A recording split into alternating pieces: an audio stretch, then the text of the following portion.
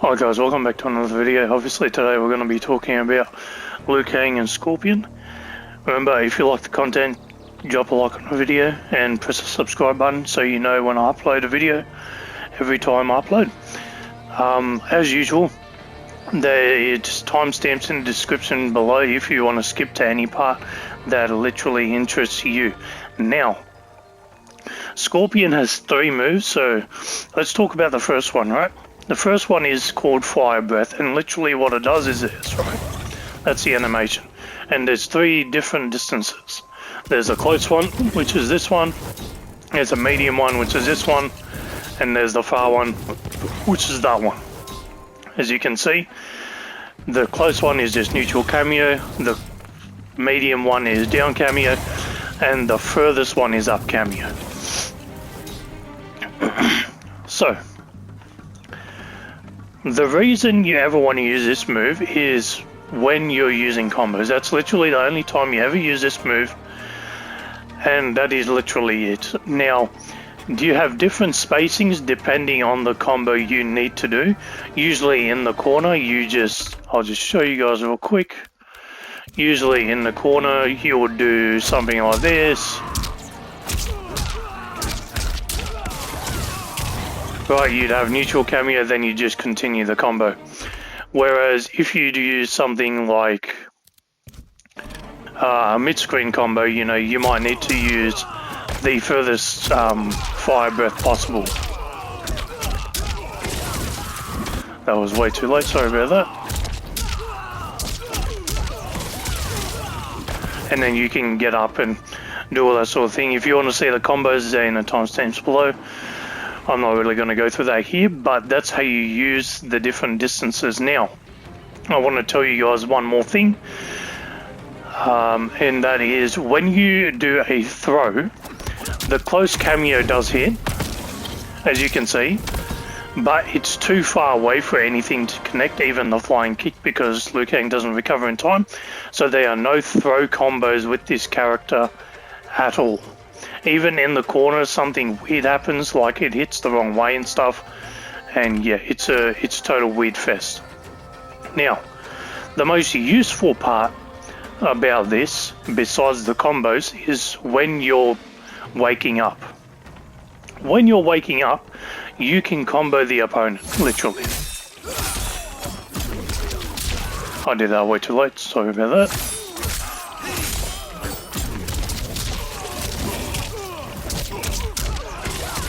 As you can see, you literally get a combo on wake up, and obviously you can get more damage out of that, and in the corner you can do some crazy stuff.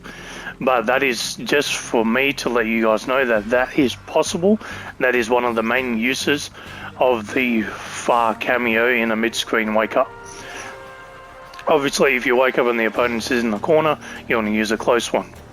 As a general rule of thumb, in the mid-screen, use the furthest Kameo, which is up, and in the corner you want to use a close one, which is just neutral Kameo. Now, let's move on to the next move. The next move is the spear move, which is Back Kameo. As you can see, it sends you full screen. He uses a spear to grab you and pull you all the way back. Now, this is an armored move. Now, I suggest highly not to use this as a wake-up. As you can see, it has armor, it's not a wake-up move. This means, because this move has armor, you can use it to get out of situations more favorably, especially against characters like Kenshi when you're as Liu Kang, right? Because the problem with Kenshi against Liu Kang is he out-neutrals and outspaces you really badly. Now, you can counteract this if they do a silly string, such as this. You can get out, and now you're in a much favorable position at full screen, right? You're in a much favorable position, right? Now you can zone him, especially if, like, for example, Kenshi has center out. He literally can't zone you, he loses access to a lot of moves.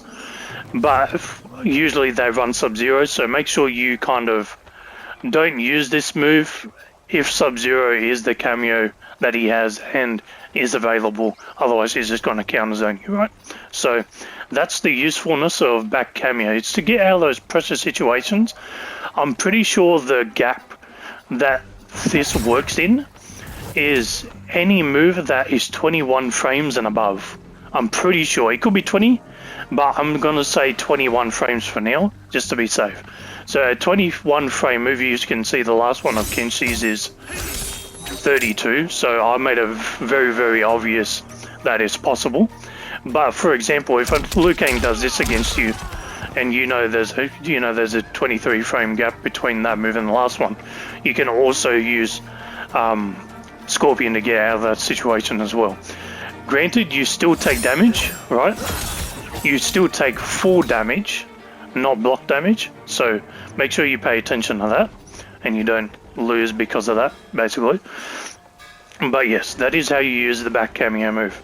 Now, moving on to the next one, which is, sorry about that, some old, right, is the Forward Kameo move, which is the sword, overhead sword. This move got buffed a while ago now, it's probably a month or two ago now. And this has, as you can see, he comes out in 30 frames, which means no matter what string you do, any string you do into this move, there is a gap, which means your opponent can just punish you during the gap, right? So, for example, I do this, and then between, him getting hit, trying to get hit, I should say, you literally can just hit Liu Kang and Scorpion out at the same time. So use this sparingly. As you can see, it's -2, so it is fully safe. You do lose your turn because -2, but do with that what you will. Make sure you do not abuse this on block. You pretty much only want to use it for like grounded combos, Let's quickly show you guys one. Right, simple stuff like that. There's more optimal combos in the combo section, but you get the point. You use it for combos only and very sparingly in situations if you think your opponent is not going to react to this move on block. And that is the rest of the usefulness for Forward Kameo. Please remember there is a gap. There is a gap, and it's a pretty big one. So even an opponent with some pretty good reactions could interrupt you. Now, I want to talk about one more thing, and that is in the corner. You saw me earlier do this, right?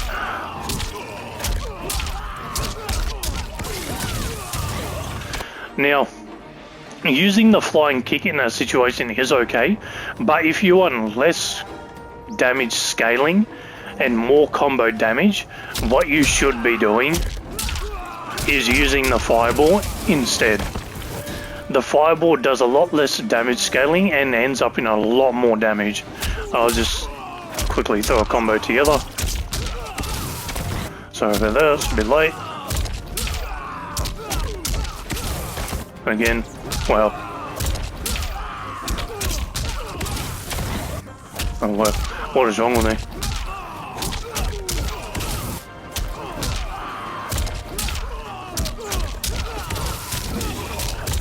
Right, and then you can do like 1 through 4 and air fireballs, and you get the point.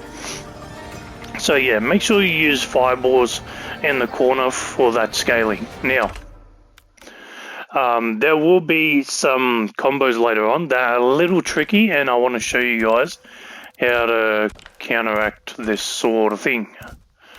Just let me go back to center. Right, okay. So you saw me before do this. Right, and that was basically how you're going to do the optimal combo. However, there is a timing. Let me show you what not doing it looks like.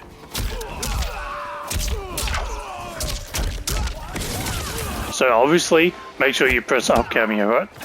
The next one, Oh my god, what is wrong with me?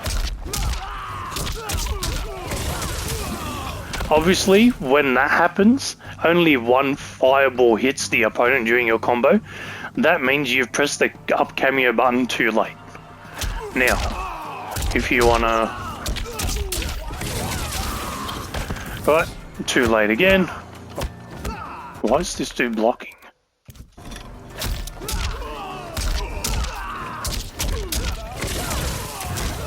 Right, that is, if you do it like that, you know it's way too late. You need to bring back the timing, basically.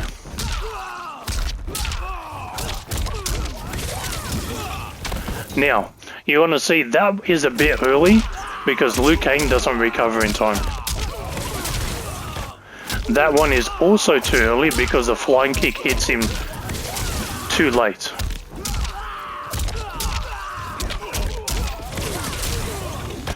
That one was too late. There is a tricky timing to this, but once you get it down, right, you get it down and then you can jump up and do all that sort of thing. So make sure if it just hits them with one fireball, you're doing it too late. If he faces the wrong way, you're doing it way too late. And if Liu Kang can't get off the ground, you're doing it way too early. So yeah. That's the general gist of it. If you guys liked the video, please like, subscribe, and hope you guys enjoy the combos. I'll catch you guys in the next one.